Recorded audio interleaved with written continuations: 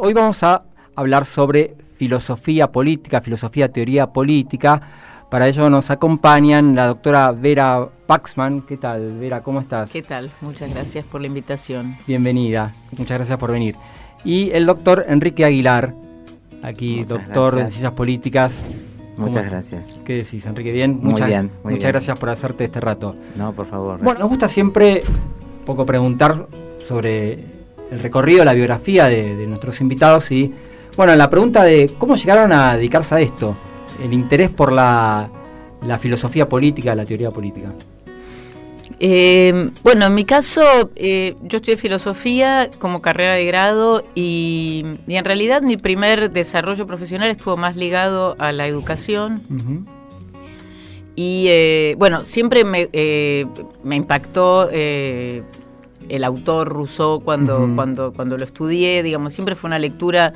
Y además tuve un profesor que fue particularmente estimulante, que fue Jorge Doty. Uh-huh. Y bueno, y eso creo que también fue como una cosa importante. Quiero decir, esto en cuanto a la formación de grado, encontrarme con alguien que pudiera transmitir semejante pasión y semejante interés, semejante inteligencia por estos temas, para mí fue como un descubrimiento muy, muy apasionante.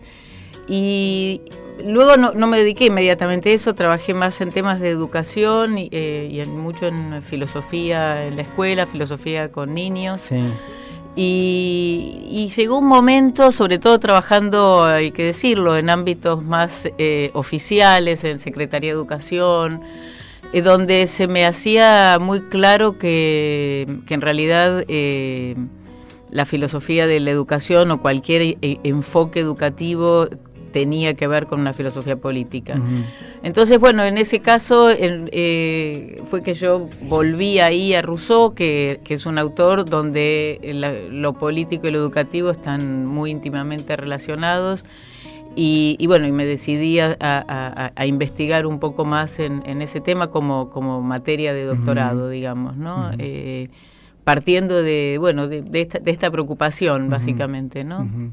Yo me acuerdo, yo estudié Ciencias de la Educación en la UBA, algún Ajá. texto tuyo de filosofía con niños. Puede ser. Sí, trabajé bastante con Walter Cohen, uh-huh, en aquel momento, que, bueno, sigue dedicándose a eso en Brasil. Bueno, después te voy a preguntar alguna cosa sobre filosofía con niños. Bueno. Y Enrique, vos en tu caso, ¿cómo fue ese recorrido? Bueno, hay que remontarse muchos años, pero cuando yo me recibí de ciencias, cuando yo estudié ciencias políticas, los únicos ámbitos para estudiar ciencias políticas era la UCA o la Universidad de Salvador, uh-huh, o si no, Relaciones Internacionales en Rosario. Yo estaba decidido a hacer la carrera diplomática, pero después me eché atrás cuando me recibí y bueno, tuve una crisis existencial porque no sabía qué hacer de mi vida con ese título, sobre todo en esa época. Y bueno, el azar, que obviamente es un componente importante en la vida de cualquier persona, me puso enfrente un día a Natalio Botana, lo conocí, uh-huh, y él me recomendó hacer una maestría que se dictaba entonces en el viejo Instituto de Itela, mucho antes de crearse la universidad. Y ahí, bueno, al tener profesores de la talla de Klimovsky, Juan Carlos Agoya, Torcuato Di Tella, Ezequiel Gallo y tal, bueno, descubrí que en realidad me empezó a gustar la vida académica, uh-huh, y bueno, me dediqué a eso y dentro de las posibles disciplinas me gustaba la teoría política y, uh-huh, me empecé a interesar por algunos autores en particular. Bueno, tuve toda una etapa primero que vos conocés muy orteguiana, uh-huh, que yo me dedicaba a Ortega y a su pensamiento político, etcétera, pero después me dediqué más al siglo XVII, XVIII, XIX, uh-huh, y bueno, y no hace tantos años, hace aproximadamente unos 10, otro acontecimiento que de alguna manera reforzó esa vocación y ese interés por determinados tipos de lecturas o enfoques fue la amistad que entablé tardíamente, pero que por la cual le agradezco mucho a Dios, que es también con Jorge Doty, uh-huh, que fue para mí para cifrarlo en un solo término, un acontecimiento en mi, uh-huh, vida. Y bueno, y en eso estoy. Ahora es notable que en ambos casos fueron marcados por un profesor en común, bueno, Jorge Doty, vos también nombraste, Enrique, a Natalio Botana, y que eso lo llevó también a profundizar en un autor, en un pensador, ver en Rousseau, Sí, en el caso mío, más bien por el lado de Botana, es Tocqueville. Tocqueville, claro, otro autor al que te dedicas. Sí, no diría que Doty era alguien que había trabajado Rousseau, había publicado un pequeño volumen en lo que era el Centro Editor, pero no era el autor de su preferencia inmediatamente, digamos. Él había hecho su doctorado sobre Hegel cuando yo lo conocí, volvía de Italia, y bueno, y por supuesto Rousseau era un autor que conocía bien, pero bueno, yo además había tenido una formación bastante francófila, entonces leía y la posibilidad de leer los textos, tal vez volvamos sobre eso, digamos, a los textos en su versión original también era como para mí un elemento fundamental a la hora de elegir un tema y un autor de investigación, ¿no? Por lo menos del modo en que yo leo filosofía. Algunos oyentes están viendo en este momento la transmisión por streaming y ven que, bueno, en el caso de Vera se la nombra como profesora en filosofía política y Enrique en teoría política. ¿Podemos decir alguna palabra, algún matiz de diferencia entre por qué teoría y filosofía?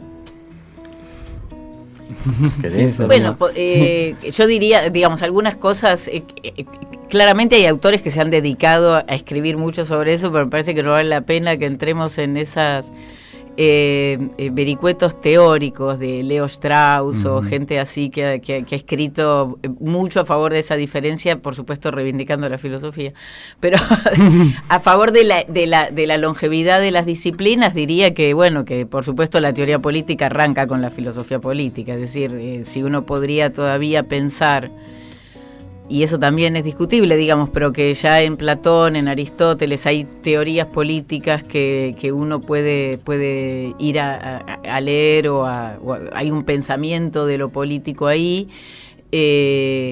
Bueno, claramente la filosofía y la teoría política en un primer momento y largamente no se distinguen. Yo creo que esa distinción puede arrancar quizás en la modernidad, cuando la filosofía pretende hacer de la política o del conocimiento de la cosa política algo un poco más científico, ¿no?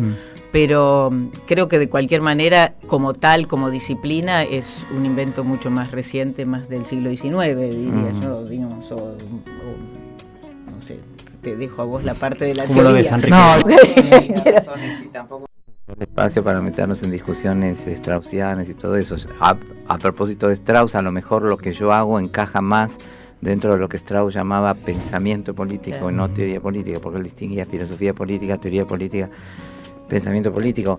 A ver, yo creo que la teoría política, tal como se le entiende en varios ámbitos, por lo menos a la hora de enseñarla, tiene más que ver con una subdisciplina quizá que a lo mejor puede ser víctima de una crisis de identidad porque no sabe muy bien dónde ubicarse, o que a lo mejor puede ubicarse en un espacio intermedio entre la filosofía política y la ciencia política, considerada en un sentido más duro. Más democrática, ¿no? Claro. Totalmente. Pero tal como yo la interpreto, la teoría política puede ser, es una expresión que por lo menos se puede expresar de dos maneras: como una disciplina dedicada a estudiar, una disciplina más conceptual, destinada a estudiar los fenómenos del poder, la autoridad, la legitimidad y tal, o si no, destinada a estudiar autores que se ocuparon de esos fenómenos, o sea, llegar a lo mejor a lo mismo, pero desde la puerta de entrada que puede ser una obra y no desde una definición a priori o arbitraria. Y que a la hora diferencias, claro, definitiva, ¿no? Y que a la hora sí, pero el problema, en mi caso particular, esto alguna vez lo comentamos con Nicolás, yo nunca podría decir que hago filosofía política porque me parece que me queda grande la expresión, en el sentido que me parece que primero, para hacer filosofía política hay que haber atravesado un curso de estudios filosóficos, ¿no? Que para entender a algunos autores me parece que es una mejor puerta de entrada. Yo estoy diciendo algo que puede enojar a muchos politólogos, pero a mí me parece que hay determinados autores, estos que suelen llamarse moralistas, por ejemplo, bueno, que el derrotero que hicieron es eso, digamos. Adam Smith empieza por el Tratado de los Sentidos Morales, no por las lecturas sobre jurisprudencia o la largueza de las naciones, digamos. Sí, Hobbes mismo, el mismo Locke, con el ensayo sobre el entendimiento humano, o sea, eran... la puerta de entrada era la filosofía y después accedían a... Entonces, tener a tus espaldas un bagaje de conocimiento filosófico te da una ventaja comparativa que con respecto al que hace teoría política. Y después otro punto que me parece interesante es que quien hace teoría política estudia a los autores desde un punto de vista no tan contextual, digamos, ¿no? Más bien trata de recuperar en los autores lo que Bobbio llamaría los temas recurrentes, ¿no? Esas preocupaciones universales que son de todos los hombres y de todos los tiempos, y para conocer las cuales a lo mejor el conocimiento muy profundo del contexto no te resulta tan relevante en la medida en que un clásico, un autor relevante de una época a lo mejor te interpela tanto a vos hoy como pudo interpelar a su contemporáneo, ¿no? Ahora, ustedes son estudiosos de la ciencia política, de la filosofía, teoría política, pero también enseñan. Entrémonos, les propongo un poco en el grado, ¿no? El alumno que llega y dice, bueno, materia filosofía política o historia de las ideas políticas, desde el lado del que lo tiene que enseñar, ¿qué cuestiones tienen en cuenta ustedes? Bueno, yo te cuento lo que hago yo. Digamos, no, sin pretender con eso dar ninguna norma ni ningún patrón de conducta, ¿no? Yo elijo un programa, digamos, mi programa es un programa centrado en autores de la filosofía política moderna. ¿Por qué elijo la filosofía política moderna? Además de que es lo que mejor conozco, que también eso es un tema que interesa. A mí me parece que, digamos, hay dos razones, ¿no? Una es la extensión de los cursos que tenemos, que tenemos cursos cuatrimestrales, que de 3 meses. Que en general son 13, 14, digamos, los buenos cuatrimestres tenemos hasta 15 clases. Pero entre fechas de examen y cosas así siempre se reduce. Entonces, las horas de clase que tenemos no son muchas. Entonces, eso es un factor para tener en cuenta, material, digamos, ¿no? Y el otro que me parece a mí importante también es que la modernidad, para mí, por lo menos, es como el punto de anclaje desde donde nosotros leemos a los clásicos y desde donde se discute que es necesario, digamos, es lo que es necesario conocer para entender de qué discuten los pensadores contemporáneos. Entonces, digamos, ninguno de los pensadores contemporáneos, ninguno de los teóricos contemporáneos, sobre todo, digamos, postestructuralistas, postmodernos, etcétera, podrían discuten todos a Maquiavelo, a Hobbes, a Locke, a Rousseau, a Tocqueville, a Hegel, a Kant. Es decir, estos son los autores que con los que todavía se está discutiendo, ¿no? Los de la modernidad. Me parece que yo pienso por lo menos el grado como aquello que es inevitable que un alumno conozca. Y mi criterio de selección un poco es aquello que en otras materias no se va a ver. Por eso tampoco doy autores antiguos, porque normalmente hay cátedras de filosofía antigua en la carrera de filosofía donde yo enseño. Entonces eso a mí me exime un poco de dar la República de Platón, que bueno, todo estudiante de filosofía a la larga va a conocer, o bueno, o la ética o la política de Aristóteles, que eventualmente tendrán las bases necesarias para poder aproximarse a esos textos. En cambio, Maquiavelo, Hobbes, Rousseau, el Kant político, Locke político, difícilmente se vean en otras instancias. Y bueno, después si querés, claro, lo dejo hablar a Enrique, después te comento los temas. Esos autores de alguna manera ya tienen incorporados a los antiguos en su pensamiento. También, sí. Exacto. Y después los contemporáneos retoman a estos modernos. Bueno, yo creo que sí, que la modernidad en ese punto actúa como un punto de inflexión desde donde uno, que digamos que de alguna manera seguimos siendo modernos en el sentido de que es lo que nuestro mundo es un mundo en crisis, claramente. Digamos, nosotros hablamos de la crisis del Estado, de la crisis de la representación, de la crisis de la legitimidad, todos los temas que articulan un programa de filosofía política, pero por muy en crisis que esté, todavía no hemos encontrado nada diferente, digamos, para organizarnos. Entonces, me parece que está bien ir a buscar ahí, a pensar ahí cuáles son los fundamentos de la representación, de la legitimidad, qué se entiende por poder político, por comunidad política. Siguen siendo temas que repercuten que tienen una actualidad conceptualmente total, me parece, ¿no? Por mucho que uno pueda discutir con eso y ver las falencias, las limitaciones, lo mismo que corrientes de pensamiento, digamos si Hobbes es un absolutista o Locke es el iniciador de una forma de pensar del pensamiento liberal de alguna manera, bueno, en fin. ¿Vos, Enrique, cómo lo ves? No, bueno, bastante parecido. Me parece que ahí la clave tiene que ver un poco con la selección. Los programas de... La ventaja cuando tenés ciclos, por ejemplo, pongamos historia de las ideas o teoría política, como lo quieras llamar, 1, 2, 3, es que podés ir circunscribiendo. Ahora, hay materias que son excesivamente, que pretenden en un cuatrimestre darle historia del pensamiento político, es un absurdo para mí. Y el criterio de selección, bueno, por supuesto que todos tenemos nuestros autores preferidos, pero a mí me parece que tiene que haber un criterio de selección. Yo el otro día en un diálogo con Vera también recordábamos una expresión que usa Alan Bloom en un ensayo que dice que un libro bien leído vale más que 10 libros leídos a la ligera, ¿no? Y lo mismo pasa con un capítulo bien leído o lo que sea. Yo prefiero, en vez de decir que El Federalista es un conjunto de 85 artículos y decir por arriba de qué tratan esos 85, concentrarme en la lectura de 3 o 4. Porque tengo para mí que un tipo de lectura sobre un texto no solamente ganas en profundidad y en conocimiento del autor, sino que además eso te da una cierta habilidad o destreza intelectual que después lo puedes aplicar para tu vida, para otros ámbitos, ¿no? Y en ese criterio de selección, bueno, quienes están, es difícil, pero ciertamente coincido en que los que nombró Vera, a mí no me gusta usar la expresión mucho canon cuando se habla de la tradición canónica, ¿no?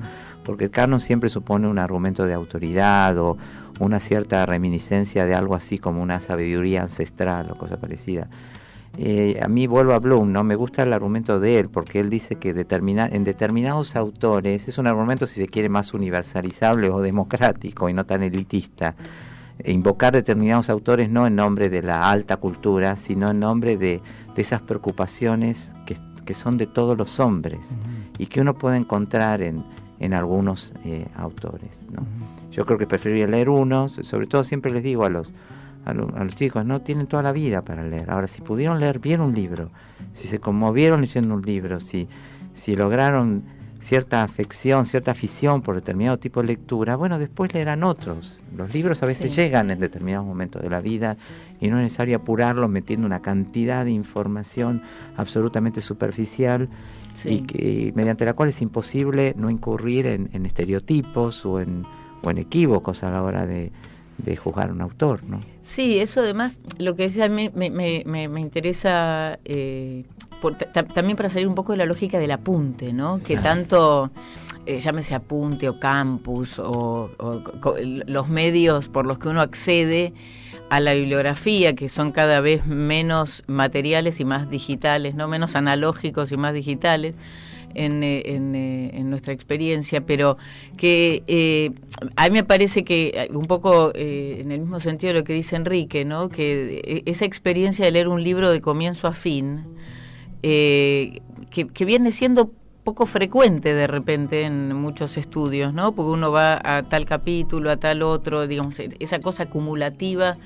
Yo creo que prefiero evitarla, digamos, prefiero ir conformando una biblioteca, si no es material, aunque sea experiencial, ¿no? Que atravesar esa lectura, ¿no? Por eso, por supuesto, uno pone los libros a disposición en el campus, en versiones digitales, en todas esas cosas, pero también ese recogimiento necesario de la lectura a veces, no sé, tal vez es una cuestión generacional, pero no parece ser lo que facilita el celular, que es la plataforma desde la que se lee, ¿no? Digamos, es como...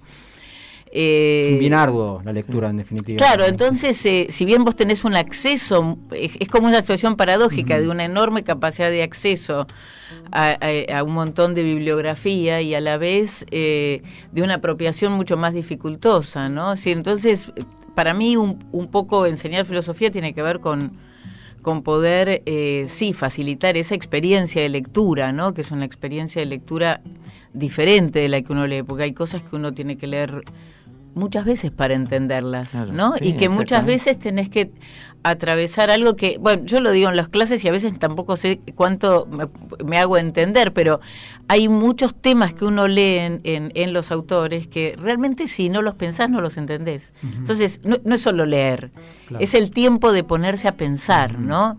Y ese tiempo de ponerse a pensar no es el tiempo de resolver una lectura, y es una lectura cualitativamente diferente la que vos te das cuando te das el tiempo de esa reflexión, ¿no? Sí. ¿De qué está hablando? ¿Qué me está diciendo? Sí. Además, ahí me parece que también una cosa que yo añadiría es la importancia de la fuente primaria, ¿no? Por ejemplo, mis alumnos leen manuales y literatura. Yo trabajo con una carpeta de Dropbox, pero dos en realidad. Una de fuentes secundarias que son recomendadas para quien quiera avanzar, pero lo que trabajamos son las fuentes primarias, porque hay una expresión muy linda de Italo Calvino en la obra esta, porque él era los clásicos. Él dice: un libro que habla de otro libro nunca dice más que el libro en cuestión, ¿no? Y que si una ventaja tienen los clásicos, que siempre se pueden sacudir de encima todo ese polvillo que de los discursos críticos, pero que nunca terminan de taparlo, sobre todo cuando se trata de interpretaciones muy consagradas, ¿no? Yo siempre les digo, a ver, si van a leer a Maquiavelo por Strauss, guarda que están leyendo a Strauss, no están leyendo a Maquiavelo. Si van a leer a Hobbes por Oakeshott, están leyendo a Oakeshott, ¿no? Entonces, interpretaciones muy buenas, muy consagradas, con una fuerte carga interpretativa y no descriptiva. Por ejemplo, ver a Waxman hablando de Rousseau. Yo creo que mejor es leer primero Rousseau, porque la vas a aprovechar más a esa lectura y la vas a entender mejor. Yo creo que ese es el camino ideal, el partir del manual y de una versión, por mejor que sea. No estoy hablando en contra necesariamente de los manuales. Hay manuales muy logrados. Yo reivindico mucho, por ejemplo, una obra de Hampshire Monk, un profesor de Exeter, que se llama Historia de la Teoría Política, de Hobbes and Marx.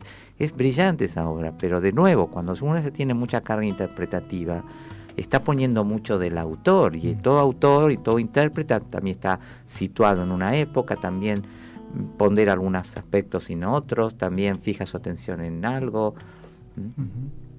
Yo también quería preguntar, a ver, yo estoy cursando teoría política, ¿no? Y con Enrique es uno de mis dos profesores. Ahora, en la primera clase vos nos comentaste que para entender conceptos a veces están muy bien plasmados en la literatura. Entonces, si el programa diera la opción y la materia fuera más larga, veríamos, por ejemplo, no es lo mismo que te expliquen, por ejemplo, no sé, el concepto de amor fraternal, que leerlo en Antígona de Sófocles y realmente sentirlo.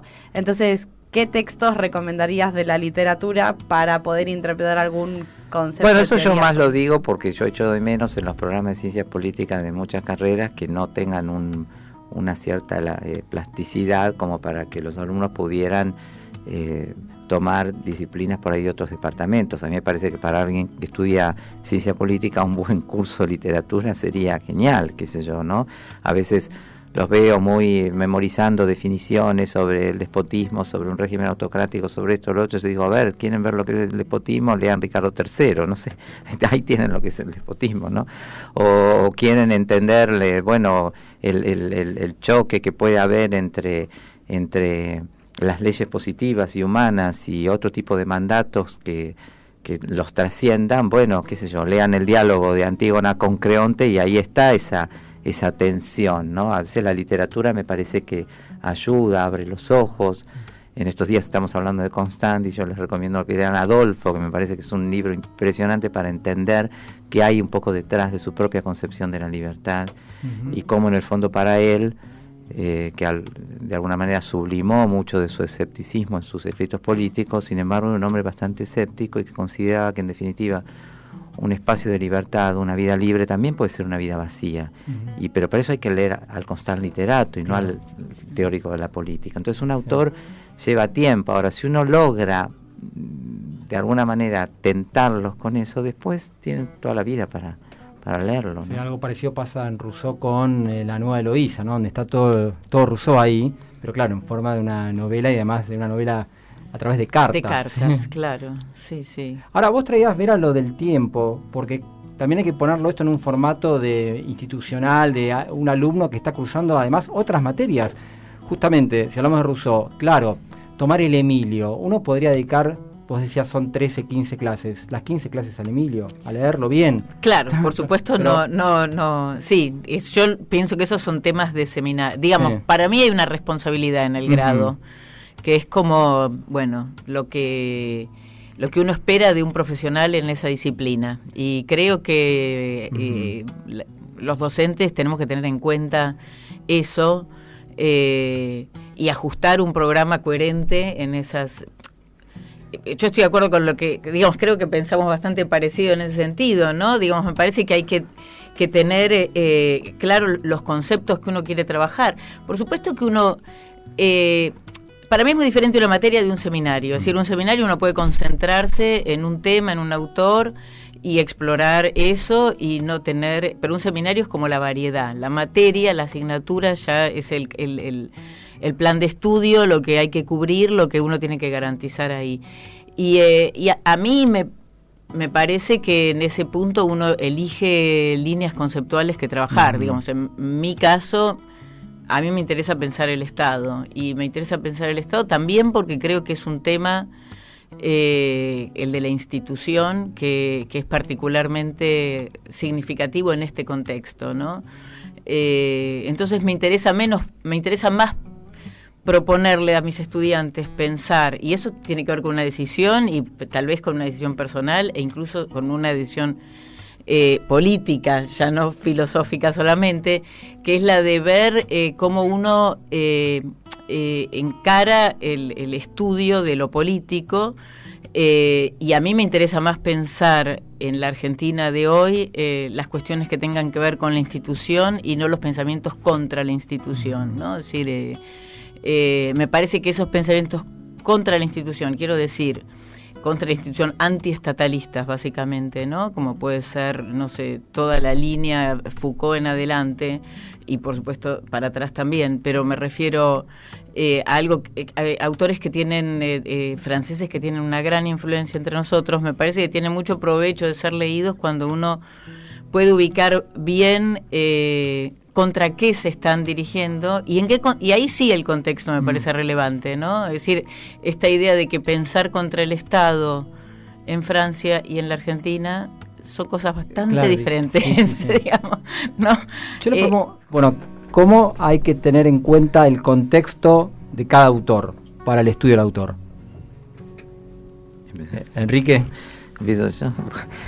Bueno, yo no soy historiador por lo pronto, entonces con eso tengo una manera fácil de atajarme de por qué a lo mejor no le doy demasiada importancia. El contexto es ciertamente muy importante, como decía Ortega, de alguna manera pensar es dialogar con la circunstancia, y ciertamente todo autor está irremediablemente adscripto a una circunstancia, pero a mí me parece que a veces cuando se hace demasiado énfasis en eso, se lo sumerge al autor en el contexto, y entonces uno pierde de vista su originalidad, su capacidad de trascenderlo, y a su vez su vínculo con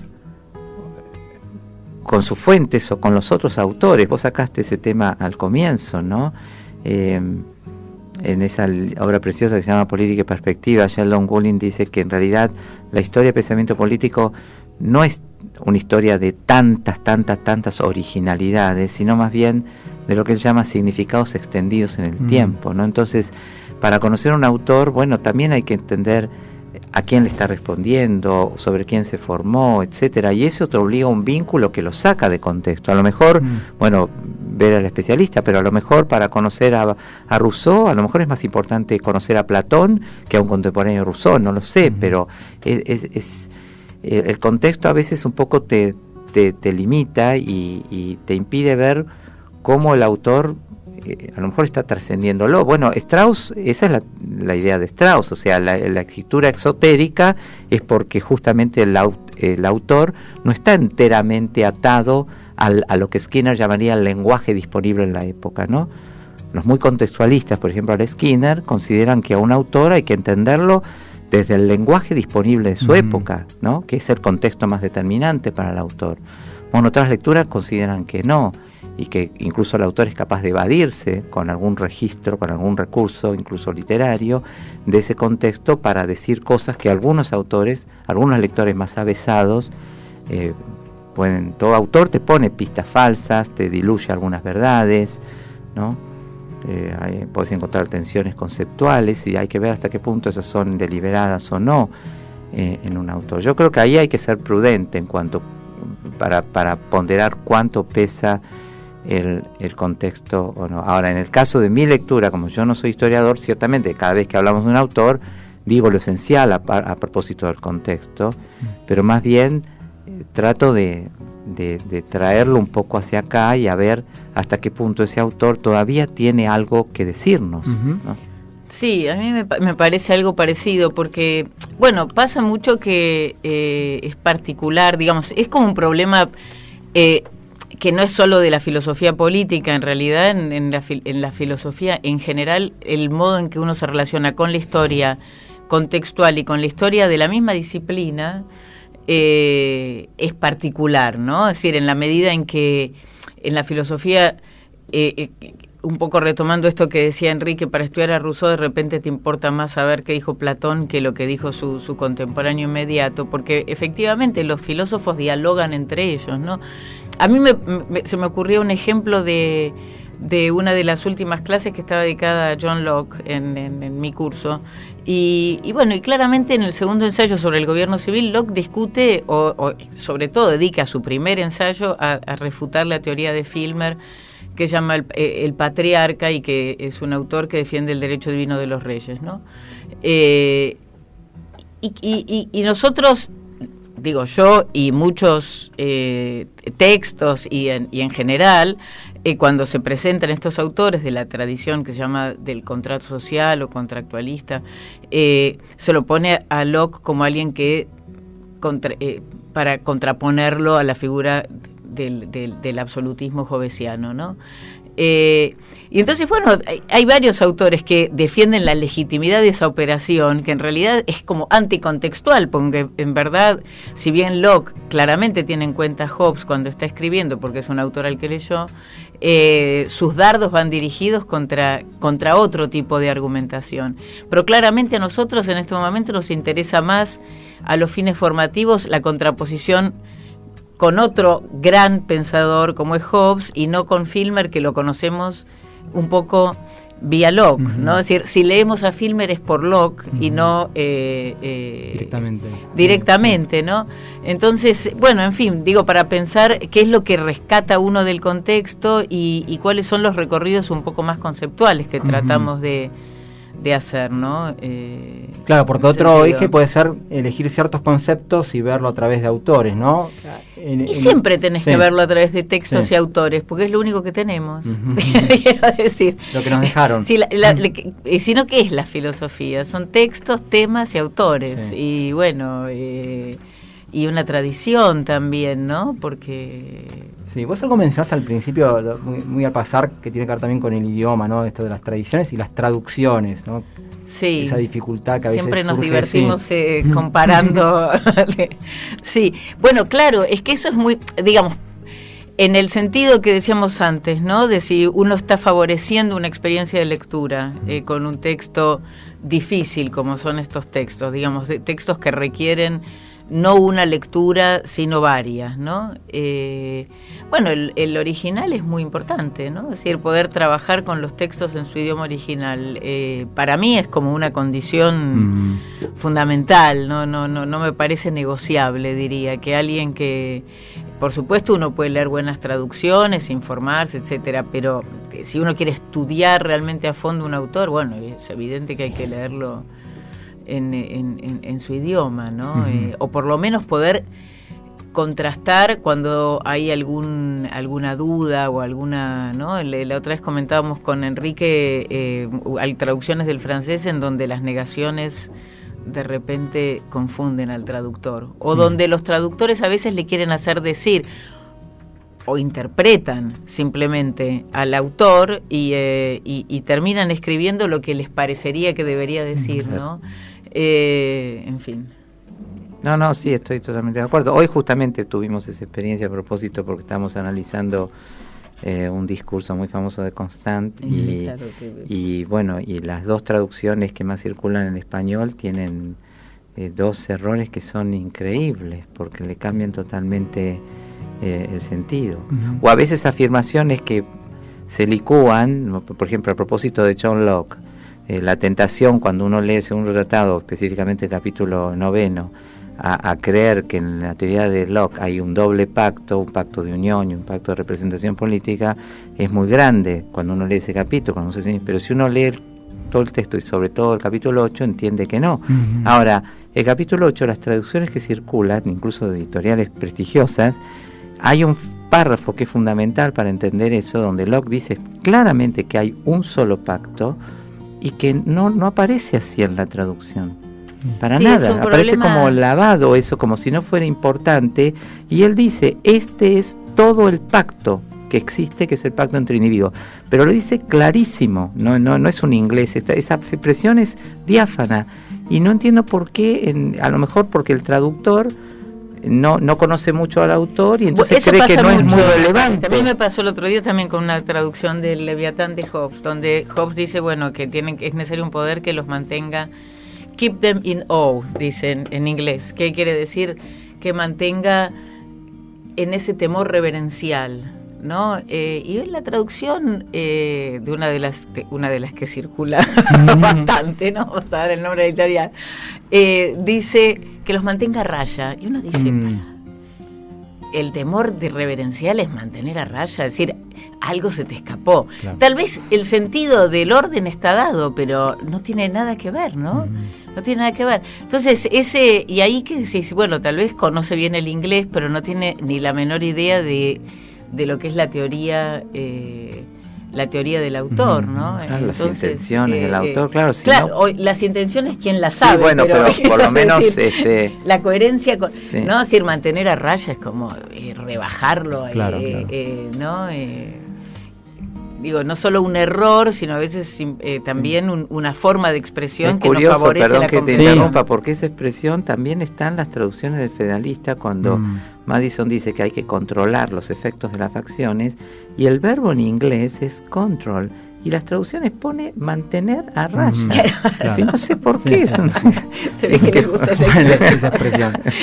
Tal vez es el mismo traductor, porque es la misma editorial. ¿Sí? Bueno, no quiero dejar, apareció ya... No queremos dejar pasar esta suerte de tener la presencia de Vera Waxman para hablar un poco sobre Rousseau. Te propongo, Vera, algunas pinceladas, bueno, de este filósofo, pensador, bueno, que también se dedicó a la música y a la literatura, alguien que se autodenominaba en la Francia del siglo XVIII ciudadano de Ginebra. También esto que vos decías del posicionamiento político.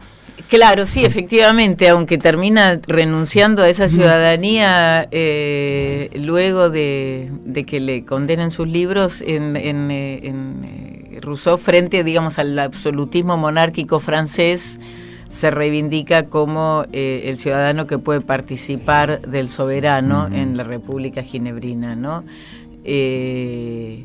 Sí, no sé qué... No, que situarnos un poco, bueno, en la obra del autor. Está bien, sí. No, bueno, sí, justamente Rousseau es un autor que resulta bastante central en la mayoría de los programas de filosofía política, así es por eso. Creo que se da este caso curioso de que es un autor, me atrevería a decir muy citado y poco leído, ¿no? Porque forma parte de muchos planes de estudios de muchas carreras, ¿no? Pero se lo lee muy parcialmente, porque precisamente como su obra es tan variada, entonces de repente se lee quienes estudian letras leen las confesiones, las ensoñaciones del paseante solitario, que son los textos más autobiográficos, más del final de su vida, pero quienes estudian filosofía leen quizás los discursos sobre el origen de la desigualdad, sobre las ciencias y las artes, el contrato social, y queda ahí, lo mismo que los de teoría política o ciencia política, los que leen, los que se dedican a educación leen el Emilio, y en realidad a mí me parece que si bien uno puede pensar las obras de los autores de manera fragmentada, ¿no? Y no necesariamente atravesadas por una única preocupación.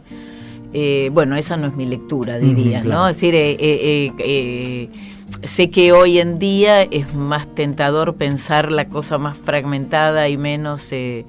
Me parece a mí que hay una preocupación que recorre la obra de Rousseau y que tiene que ver con un pensamiento sobre el hombre, con un pensamiento sobre la posible transformación del hombre en las instituciones políticas, con mayores expectativas o con mayor pesimismo, ¿no? Digamos, Rousseau es un autor que ha sido calificado muchas veces de pesimista, ¿no? No sé cuán fructífera es ese calificativo, digamos, cuán fructífero es en el sentido de que nos importa si un autor es... no agrega mucho, quiero decir, al análisis, ¿no?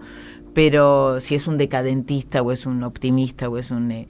en definitiva, yo creo que cualquier persona que escribe filosofía y con la profusión que lo hace un pensador como Rousseau, claramente en algo cree, digamos, no creo que sea un escéptico, ¿no? Si no... Parece que alguien verdaderamente pesimista no escribiría. Pero sí, entonces, bueno, un poco esto, el pensar que hay una cierta preocupación alrededor de... A mí, por lo menos, si yo tuviera que resumir una idea que me resulta atractiva de Rousseau, es esta noción de... Y me parece actual y me parece interesante para pensarla hoy, es el modo en que somos constituidos por las relaciones que establecemos, ¿no? Por las relaciones que establecemos en las instituciones, por los modos en que nos relacionamos con los otros y con las cosas que nos rodean, ¿no? Eso. No sé. Bueno, también Enrique es un autor que vos trabajás mucho, también en tus clases, en el doctorado. Sí, me parece un autor muy importante, me gusta mucho leerlo y bueno, transmitir lo poco que sé sobre él. Por supuesto, la gran especialista es Vera, pero sí, coincido en que Rousseau, por ahí su obra tiene una apariencia de ser una obra abigarrada, pero yo creo que hay una coherencia de conjunto en Rousseau, y lo que pasa es que uno tiene que tomarse el trabajo de ir poniendo todas las piezas, ¿no? Si lo leo a la luz de una sola obra, va a ser muy muy difícil, ¿no? Si uno se tiene que fiar de sus propias palabras, bueno, él confiesa en esa famosa carta a Malher que sus tres principales escritos son el Discurso de las Ciencias Artes, la Desigualdad y el Emilio, pero bueno, pero hay otras muchas obras que contribuyen a un poco a armar, y yo creo que cuando uno consigue a veces que los alumnos puedan más o menos darse cuenta de que todo tiene que ver con todo, ¿no? Sí. Y que consiguen captarlo, porque lamentablemente es un autor que goza de muy mala prensa, y me parece que en parte es porque no se lo estudia, no se lo conoce, claro. Y hay mucho estereotipo sobre Rousseau. No se lo lee, como decía. Claro, no se lo lee, ¿no? Bueno, claro, porque todo ese mito del buen salvaje, todo ese tipo de cosas que ha influido tanto también en la literatura argentina, pero digamos, por diferentes caminos, ¿no? Pero digamos que ha quedado como esa mitología, y asociado Rousseau a eso, creo que es un factor de prejuicio, ¿no? Como ha quedado como un autor muy ligado a una cierta forma medio romántica de pensar al hombre, y creo que hay mucho prejuicio, y como además ha sido un autor que ha sido interpretado de modos tan diversos, ¿no? De este modo así, un poco idealista, un poco romántico en esta... Ingenuo también por momentos. Quizás, no sé, si digamos, no me interesan esas interpretaciones, me parecen muy erróneas, pero también ha sido interpretado desde la lectura ingenua. Una lectura ingenua y prejuiciosa, sobre todo, claro. ¿No? Prejuiciosa. Sí, claro. Ahora, ¿por qué entonces tiene tanta trascendencia la obra del contrato social, cuando el mismo Rousseau la relativiza, la pone como una obra menor en su producción? ¿Ustedes a qué lo atribuyen eso? Porque digo, ha insuflado la Revolución Francesa, las revoluciones... La Revolución Francesa, no sé, porque fíjate que el contrato social antes de la Revolución Francesa no es una obra tan influyente, claro, digamos. pero... Su verdadera, el estallido editorial, por lo menos del contrato social, es posrevolucionario, claro, ¿no? Es después de la revolución que empieza a ser más leído y editado. Y bueno, yo creo que ahí están las bases de una soberanía popular que aunque Rousseau, entiendo yo, no fuera un defensor de la revolución o un entusiasta de la revolución, por supuesto se murió en 1778, claro, con lo cual tampoco, digo, esto para aclarar, porque si queda... Claro, ¿no? Tal vez en el Emilio la anticipa de alguna manera, se viene un tiempo de revoluciones, dice en el libro tercero, donde todo está cambiando. Bueno, tenía algunas de estas pinceladas premonitorias Rousseau, ¿no? Él mismo dice que es como una Casandra, digamos, pero que nadie le cree, que justamente, ¿no? Como Casandra. Pero bueno, sí, esto, digamos, ¿por qué? Yo me refería a las interpretaciones políticas. A mí me gusta citar una de las más extremas que conozco, que es la de Bertrand Russell, que dice que Locke nos dio a Winston Churchill, en el 45 lo dice, ¿no? Y Rousseau a Hitler. Es decir, esa es como la interpretación más extrema.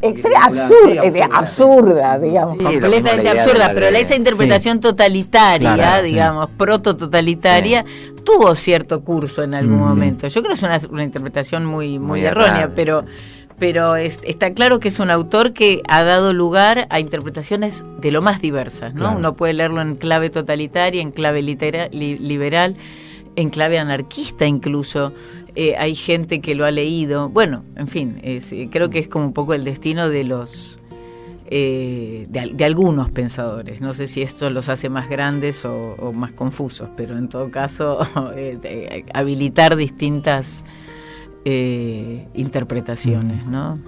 Bueno, les agradezco muchísimo Vera Waxman, Enrique Aguilar, su presencia, este diálogo, y espero que sea hasta una próxima vez, si ustedes quieren. Bueno, muchas gracias.